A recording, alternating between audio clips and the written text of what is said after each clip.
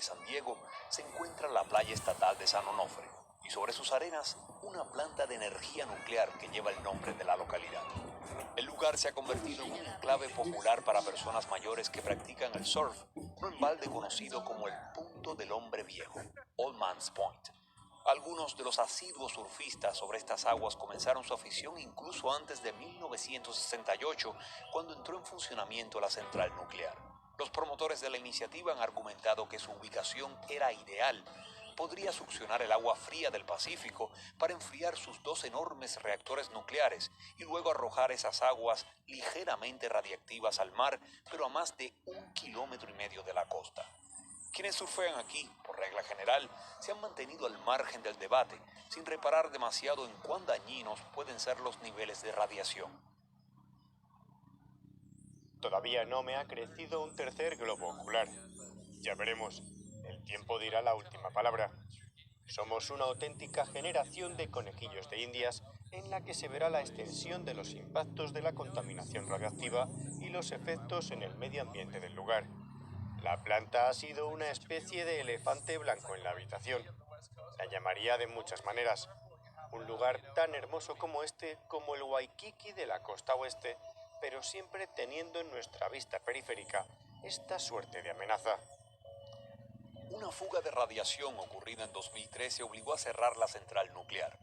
Y de entonces a la fecha, las brigadas de trabajo se han mantenido aquí en San Onofre, desmontando la planta como parte del proceso de desmantelamiento. Una de las tareas más peligrosas ha sido lidiar con los residuos del combustible nuclear que una vez se usó para generar electricidad. Un líquido altamente contaminante que se almacena en estos contenedores gigantes, los cuales se trasladan luego al extremo norte de la planta. Cada uno de estos recipientes contiene 50 toneladas de desechos nucleares radiactivos y deben moverse con sumo cuidado para que no se derramen. Su destino final es un sistema de bóvedas subterráneas que yacen en un enorme lecho de hormigón. Pero, ¿qué tan seguro puede ser apilar aquí estos desechos nucleares? Es la pregunta que se hacen muchos activistas en defensa de la comunidad, como Charles Langley, miembro de la organización sin afiliación política ni fines de lucro Public Watchdogs, y quien ha alzado su voz en contra de este proceso de reubicación de basura radiactiva. Langley asegura que si uno solo de estos contenedores cae accidentalmente, se podría dispersar un carcinógeno radiactivo mortal que contienen en su interior, conocido como cesio-137. Uno solo de estos contenedores almacena más cesio-137 que el que se dispersó durante todo el desastre de Chernóbil. Miles de niños en Chernóbil y sus alrededores, 40 años después, todavía padecen de cáncer y nacen con enfermedades congénitas como consecuencia del agua subterránea contaminada por material nuclear radiactivo que se dispersó por toda la ciudad. De ello da cuenta un grupo de la Organización de Naciones Unidas que monitorea de cerca los casos de estos menores.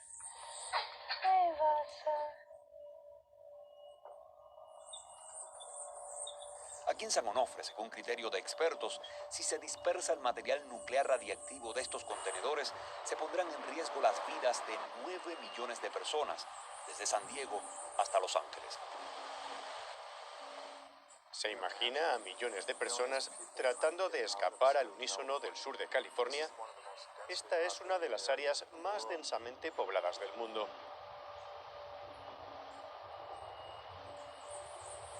Activistas comunitarios como Langley aseveran que no se trata de un simple contenedor. Lo que se está almacenando bajo tierra en San Onofre es otro desastre como el de Chernóbil en perspectiva. En estas bóvedas soterradas ya se han depositado 73 de esos recipientes con residuos nucleares. El principal problema en San Onofre es que el vertedero de desechos nucleares está situado a 33 metros del agua de la playa. Está prácticamente encima de una línea de falla sísmica, en medio de una zona propensa a los tsunamis. Esto lo convierte en un lugar considerablemente inseguro para almacenar desechos nucleares de tamaña letalidad.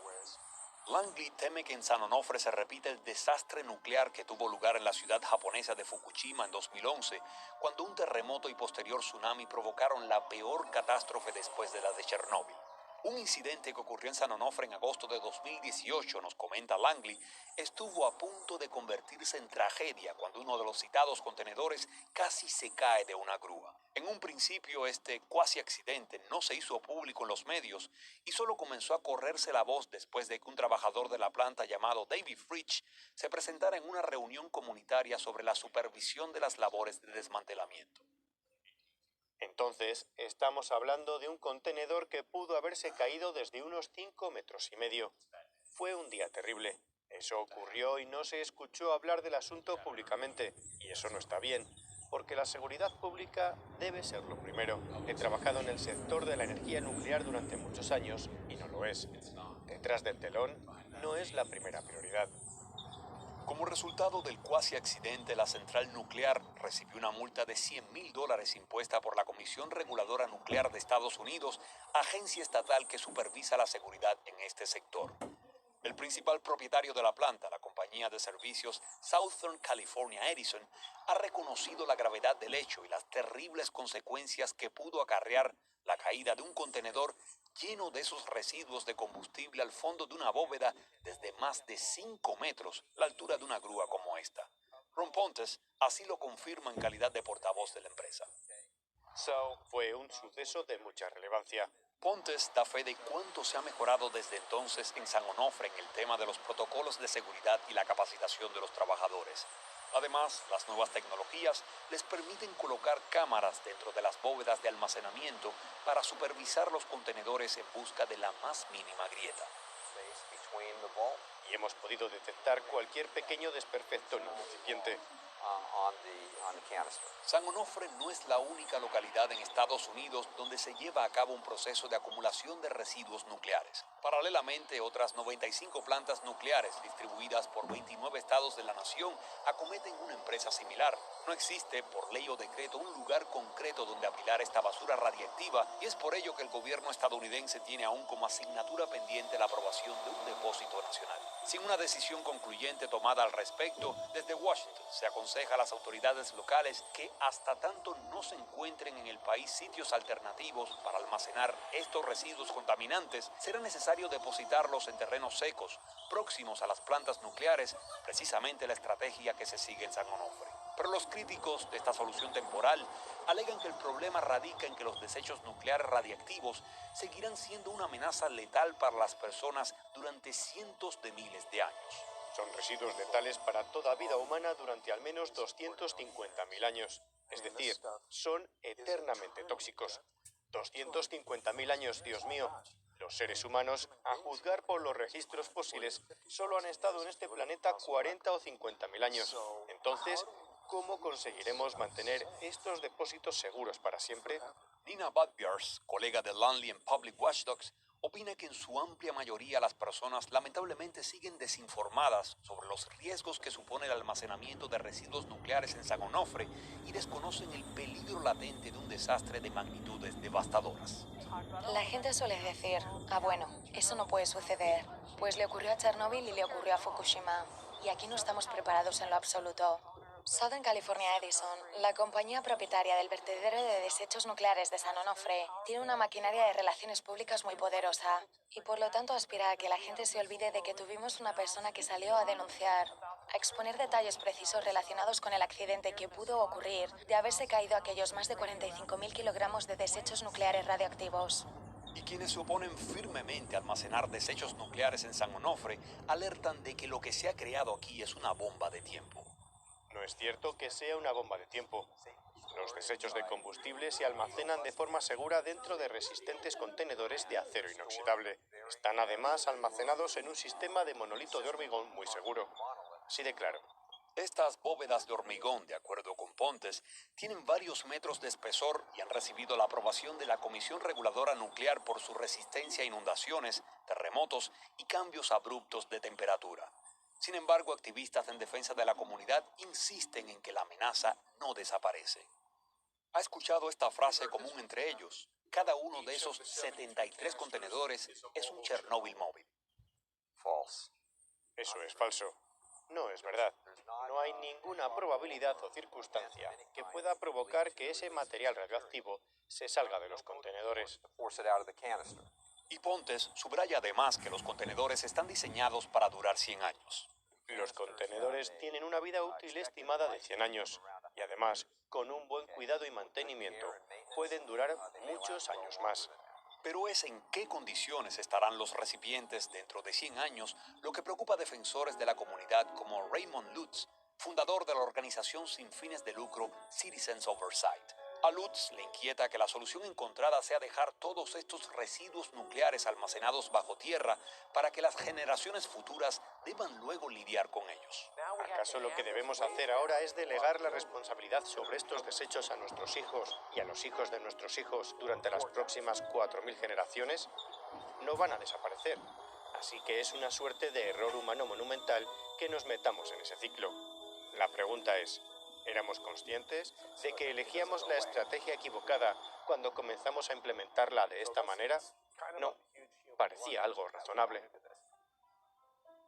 La historia de las centrales térmicas nucleares en Estados Unidos, la nación con el mayor número en el presente con diferencia, se remonta a fines de la década de 1950. ¿Cómo funcionan? El combustible nuclear fusionable calienta el agua hasta producir vapor, el cual se expande y hace girar grandes turbinas que a su vez provocan el movimiento de los generadores eléctricos que originan la energía eléctrica. Con el tiempo, dicho combustible ya usado o gastado se convierte en residuo nuclear que debe desecharse o almacenarse, como se está haciendo en San Onofre. Las plantas de energía nuclear han supuesto alrededor del 20% de la electricidad que se ha consumido en territorio estadounidense desde 1990. Se estima que un tercio del servicio eléctrico que se brinda a Nueva York procede de centrales nucleares. Países desarrollados como Francia, por ejemplo, obtienen aproximadamente el 80% de su electricidad de estas plantas. Partidarios de estas instalaciones industriales exponen que las mismas producen energía libre de carbono, a diferencia de la que se genera quemando los combustibles fósiles, un método que, por consenso de la comunidad científica, se considera que contribuye al calentamiento global. La opinión de muchos ciudadanos que viven alrededor de instalaciones nucleares como la de San Onofre difiere en gran medida de la de estos expertos. Estamos en línea recta, a poco menos de 5 kilómetros de distancia al norte del Nuke Dam, el vertedero nuclear de San Onofre. La preocupación de Daryl McClure por la radiación que despide la planta de San Onofre es tal que instaló un monitor de radiactividad en el patio trasero de su casa. Este dispositivo funciona con energía solar. Se mantiene diariamente las 24 horas enviando una señal por Internet que nos ofrece información básica sobre los niveles de radiación. A McClure no tomó por sorpresa que los niveles más altos de radiactividad en la comunidad provinieran precisamente de la central nuclear de San Onofre. Piense en nuestros niños, piense en sus propios hijos. McClure también nos revela su preocupación por las vibraciones que provocan los trenes que pasan frente a la planta cada hora. De hecho, según los informes de los medios de comunicación, fue la vibración y la fricción en este sitio la causa principal de las fugas radiactivas que condujeron al cierre de la planta. Sienta esa vibración en sus pies ahora mismo.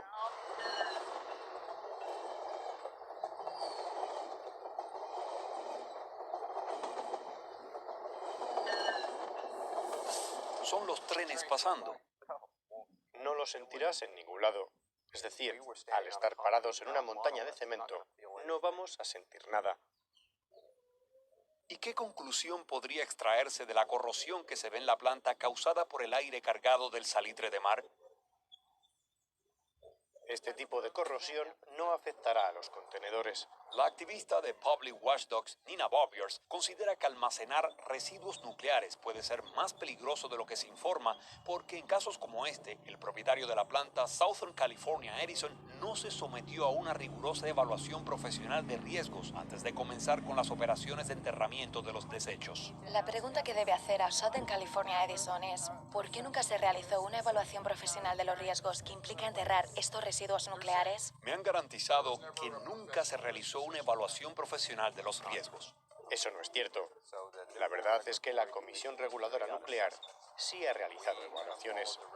Hemos seguido todo el proceso regulatorio para obtener la aprobación de la construcción y la licencia de las instalaciones que se encuentran aquí.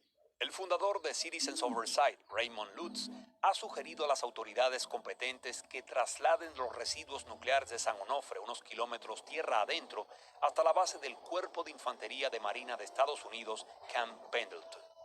¿Se imagina si hacemos eso? Poner todos esos residuos a bordo de un tren y transportarlos a través de varias comunidades sería un acto terrorista. Esa operación ciertamente atraería la atención de alguien que quiera hacer estallar una bomba en uno de esos trenes que están viajando con material radioactivo a bordo. Ese es el problema de la energía nuclear, que es realmente muy peligrosa para los humanos.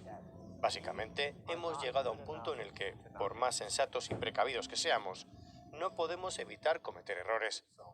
Entonces, conscientes de esto, no deberíamos trabajar en algo en lo que seamos proclives a cometer errores.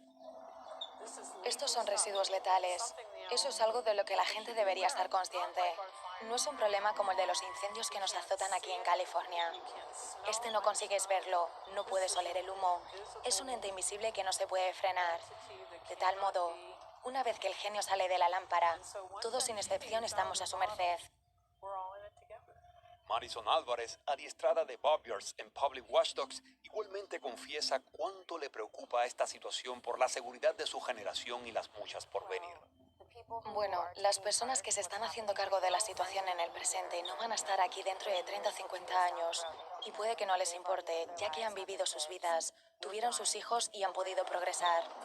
Pero somos nosotros los que vamos a estar lidiando aquí con este problema, así que debemos preocuparnos ahora, averiguar qué está pasando y hablar abiertamente del asunto. ¿Y está satisfecha con la concienciación, el grado de entendimiento de su generación? Honestamente, no del todo. Cada vez que le cuento a alguien sobre esto me dice, eso nunca sucedería aquí, tal vez en otro país, pero eso nunca ocurriría en Estados Unidos. Sin embargo, es una realidad que está sucediendo en Estados Unidos y en nuestra ciudad natal. Te preguntarán que cómo esto podría extenderse a lo largo de 100 años.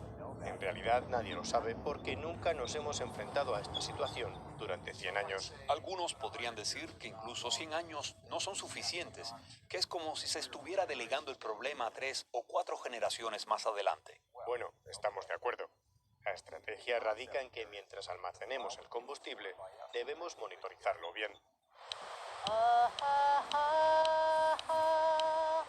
Entregados al cuidado de estas playas durante siglos, muchísimo antes de que llegaran los colonizadores españoles y obviamente esta central nuclear, han estado los miembros de la nación Ayaykemen. Esta tribu de nativos americanos todavía en el presente atesora entre sus más valiosas tradiciones el culto al océano. Adelia Sandoval, integrante de esta minoría, nos comenta que algunos como ella consideran que los desechos nucleares de San Onofre son un cáncer para la comunidad. Sin mencionar, agrega, el insulto que supone el hecho de que la planta se haya construido sobre lo que ella asegura fue una tumba de sus ancestros Ayaykemen. Los restos de al menos uno de sus antepasados, nos revela, se encontraron aquí en la década de 1960, coincidiendo con las obras de construcción del recinto industrial. Los restos de aquel antepasado nos revelaban que algo estaba pasando, que algo andaba mal. Es como tener un tumor en el cuerpo que está ahí, pero no hay nada que uno pueda hacer al respecto. Intentas hacer algo para sacarlo, pero no puedes, porque nadie ha estado prestando atención al problema.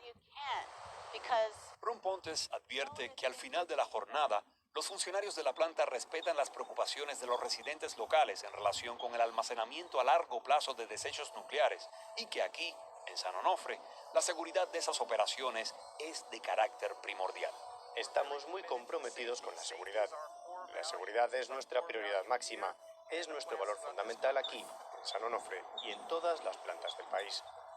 En última instancia, añade Pontes, la responsabilidad de lo que suceda a largo plazo con los desechos nucleares en San Onofre recae en el gobierno de Estados Unidos. Corresponde a las autoridades federales encontrar cuanto antes un lugar permanente donde depositar todos estos residuos radiactivos. Hay una aceptación del problema, pero este tiene que ser resuelto por nuestro gobierno. El gobierno debe ser el encargado de actuar para solucionar este problema.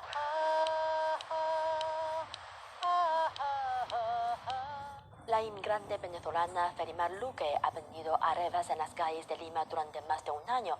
Ahora lucha contra la COVID-19 en primera línea médica gracias a una ley de emergencia que permite a médicos extranjeros trabajar en el sistema sanitario del país. Felimar Luque soñaba con ser médica desde que pisó por primera vez un hospital cuando era una niña. Tras 11 años de estudios, consiguió su objetivo y trabajó como ginecóloga en los mejores hospitales públicos y privados de Venezuela. Pero cuando emigró a Perú, temió no poder volver a enfundarse la bata blanca. Tuvo que trabajar en lo que pudo para sobrevivir.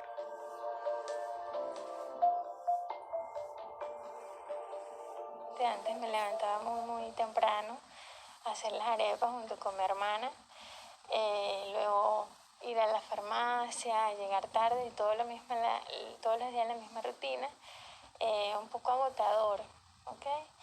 Y aparte la parte emocional, estás lejos de tu familia, con otro empleo, trabajando algo que no es tu ámbito, pero que necesitas hacerlo.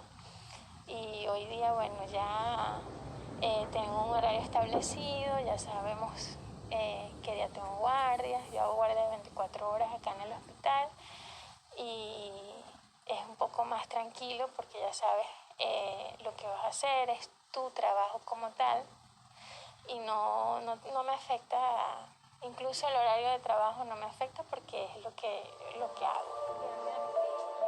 Fue una dura transición pasar de atender partos en Caracas, la capital venezolana, a vender tortitas de maíz, conocidas como arepas, en las calles de Lima. Sin embargo, la emergencia médica desencadenada por la pandemia global de COVID-19 le brindó una oportunidad única. Sí, llegó la pandemia y en el lugar donde estaba trabajando en ese momento cerraron sus puertas. Me quedé desempleada totalmente. Y empezar otra vez a buscar, fue un poquito difícil, no te daban empleo porque todo estaba cerrado.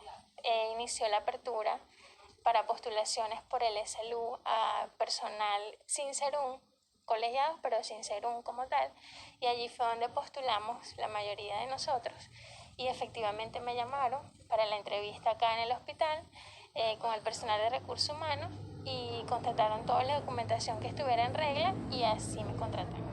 Ahora la doctora Luque se dedica a salvar vidas en uno de los mayores hospitales públicos de Lima, tratando la COVID-19. Para mí, bueno, un orgullo total, porque es para lo que me formé y lo que anhelo siempre es trabajar lo que me gusta. Y obviamente mis otros trabajos nunca había ejercido, siempre en Venezuela me gradué de médico y empecé a ejercer como médico y toda mi vida había trabajado como médico. Por ver a ejercer es una oportunidad, satisfacción personal, alegría. En el hospital Rebagliati, la doctora Luque atiende hasta 200 pacientes con la enfermedad viral. Cada uno de estos pacientes recibe tratamiento a medida que surgen los síntomas. No es la primera vez que trabaja durante una epidemia. Tuve la experiencia de trabajar como con el H1N1 en la influenza. En ese momento estaba recién graduada de médico, pero en ese momento mi país todavía estaba bien y se contaba con toda la protección adecuada. No hubo ningún problema. Personalmente trabajé, me enfrenté a esa epidemia, porque en ese momento era una epidemia, y logramos salir sin ningún problema la mayoría de los médicos. De hecho, no hubo fallecidos en ese momento. Ahora como tal es una pandemia, es algo más diferente. Hay que tener muchísimo cuidado y protección.